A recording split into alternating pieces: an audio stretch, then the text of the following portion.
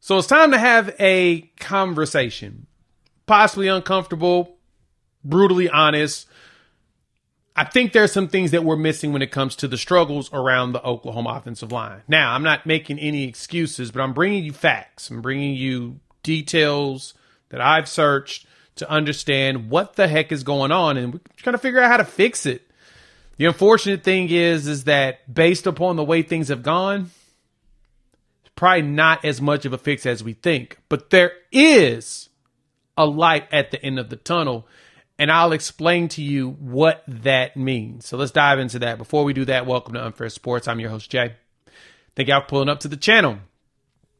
Now, a lot of you have been in the comments of a lot of my videos. As y'all know, I read all of them. I don't comment on all of them, but I do read all of them because we're getting a lot of them, hundreds per week. So thank you all for that. We're over 17,000 subs, and that's because of you, the people. So we appreciate all of the support. But the one thing that I've been realizing is that there's a lot of Bill Beatonbow needs to be fired. And I get it. I get the frustration. The offensive line is the worst one we've ever had.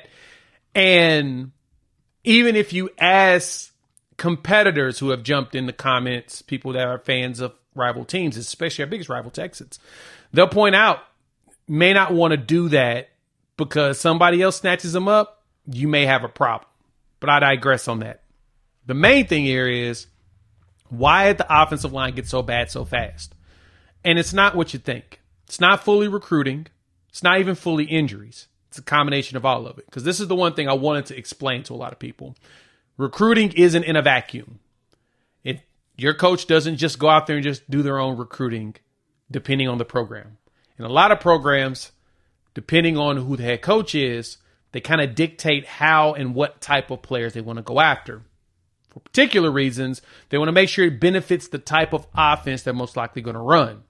This goes back to the era with Riley. This is 2024. So your seniors would have had to come from the 2019, the 2020 class, and potentially juniors will be from 2021. So all the players that we would have needed to prepare for the SEC would have had to come before this regime, as in the Brent Venables era, started. So I went back. I was like, I need to go look at this. Shout out to my guy, Jacob Majors. That's my Popo. He shot me the players that were here from 1904 that would actually still be here. That's including a COVID year, that additional year or whatnot. These are some of the players that should have been on. I'll put these on the screen because he sent this to me, give me permission to use. So from 2019, you had Stacy Wilkins, EJ, Ndoma, Ogar, Finley Felix, Marcus Alexander. And so Finley Phoenix is undrafted free agent in NFL. Ogumar transferred to Missouri, but then he transferred to Arkansas State, which is where he's playing now. You get it. Stacy Wilkins transferred to Louisiana Monroe. You go into 2020, Rain, who's actually the backup center for the Panthers, so he's an NFL undrafted free agent. Nate Anderson's now at SMU. Aaron Parks is now in South Carolina. Anton Harrison got drafted in the first round. Noah Nelson is at Northern Arizona University. He's a lumberjack. Chris Murphy, undrafted free agent. I think he's actually floating around the NFL still. Savion Byrd from 21, SMU. Cullen Montgomery, Memphis. Wanye Morris, third round pick. Robert Congel, undrafted free agent. And Wanye was actually not a recruit. He was a transfer. Wanted to clear that up. And then now you've got your main guys with McKay Matauer and Tyler Guyton being your transfers. Jake Taylor and Jacob Sexton being your recruits. And that's from that 2022 class. And in that class, you didn't have very many offensive linemen picked up.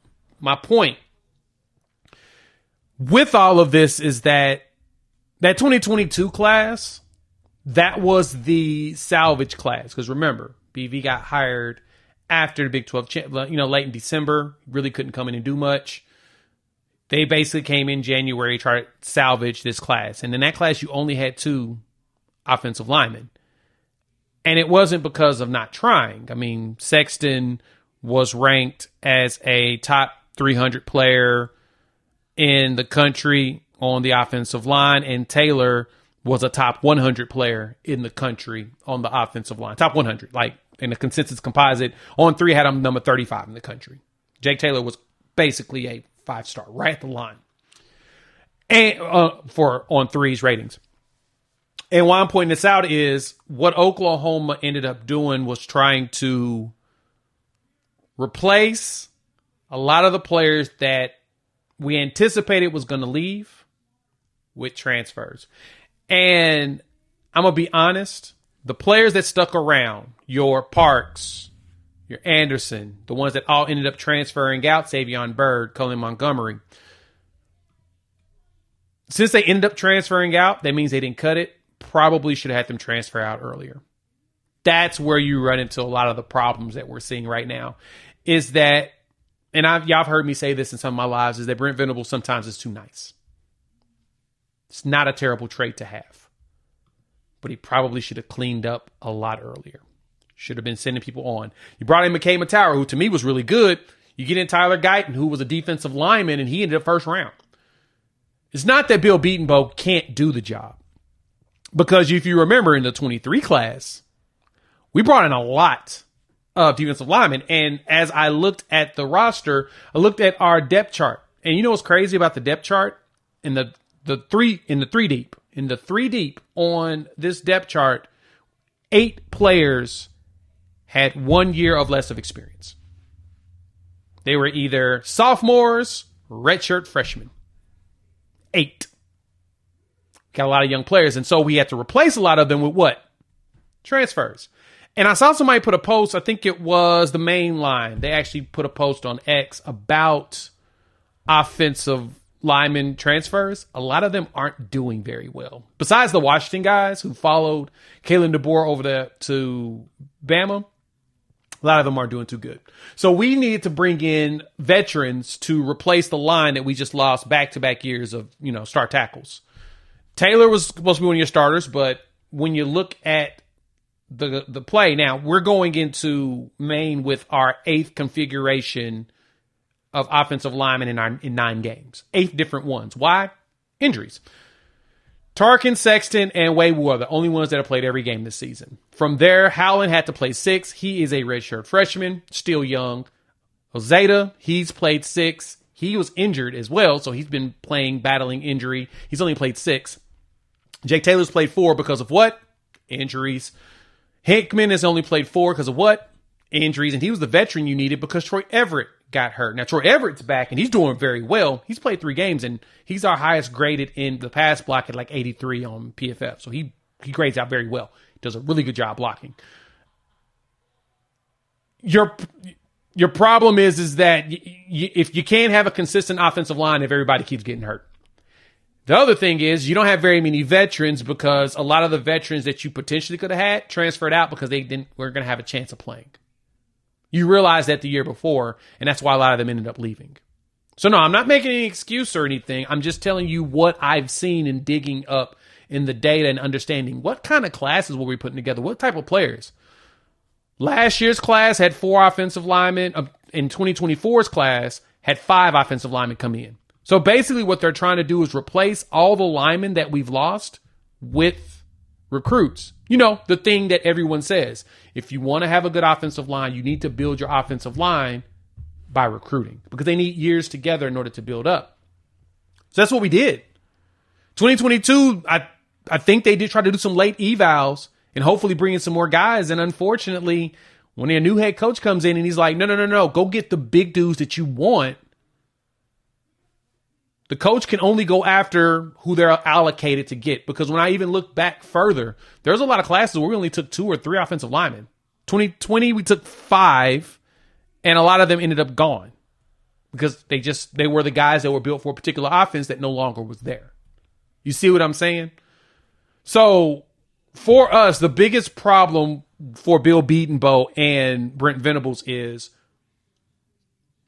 we're going to have to spend top dollar now on transfer guys. We're going to have to go retail instead of going wholesale. We're going to have to go find some big name guys. Now, the good thing is you'll have a Michael Fasusi and a Ryan Fogier come in, 2 top 10 offensive tackles in the country.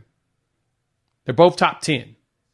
Fogier is like between 8 and 10, depending on the rater. And then Fasusi's between 1 and 3. So you brought in 2 big-time tackles. Last class, you had some good ones. I mean, Eddie Pierre-Louis was the top interior offensive lineman on Rivals. So you're building up. You got big Isaiah Autry, who kind of reminds me of Guyton. He's got the athleticism and size, and he played in Mississippi, so he's played against SEC kids all the time. You're rebuilding a lot of that, right? B.J. Brooks was ranked in the top 10 in interior offensive lineman as well. So the big thing for the classes that we're trying to rebuild is between 23 and 24, you went out there to replace all the players that you couldn't get before. You're now rebuilding the cake. And it's unfortunate because, I mean, Uzeta's part of that, class. You had Bates, Howland. They're dudes that they need time. The biggest hurt, Caden Green. And of course, he transferred to Missouri and he's not even starting anymore. So I know that everyone is down on Biedenbow. I don't even argue with you guys. You're right. If you feel it, you feel it. I don't, because if he wasn't recruiting with one hand behind his back, like I said, recruiting is not in a vacuum. I think he would have more dudes that make more sense for this team. And we wouldn't have had a lot of dudes transfer out. Because look, we get a lot of dudes transfer out. I showed y'all the list. A lot of the guys ended up transferring out because they weren't going to play. That's the game. Let me know what y'all think. Hop in the comments. Let me know your thoughts. I know a lot of you not going to agree with me, and that's fine. I totally get it. That's what sucks about having a bunch of injuries and a bunch of young dudes. 8 of your 3 deep, which is 15 players, are all guys with no real experience. It's a great way to learn in the SEC, right? Especially against them big dudes with good moves. It would have been nice to be able to have some, like, a Guyton could have came back for one more year. Matauer didn't have any more eligibility, unfortunately, but some guys have been nice to have, but, it just doesn't work out that way. And you just go get the transfers that you can. Like I said, a lot of them didn't really work out much for other teams this year. Just hope that you could. You made it this far, like the content, hit the like button. If you're new to the channel, subscribe. Love for y'all to join this family. Sooner fans talking OU football, SEC, and college football in general. And a blast to do it. We'll drop some more. We'll have more content coming out. BV had his coach's show. I haven't got a chance to go watch it, so I'm going to go back and watch it tonight. We'll talk whatever talking points from there and his presser in the afternoon. We'll also dive into a little bit more on some of the players and what to look for when it comes to Maine and what we need to do to fix some of this offense. I saw a lot of positives, so there's several linings there we'll talk about. And we'll talk about what we need to do going forward as we prepare to look for a offensive coordinator and do a real search. We'll chop it up in a day or two. Peace.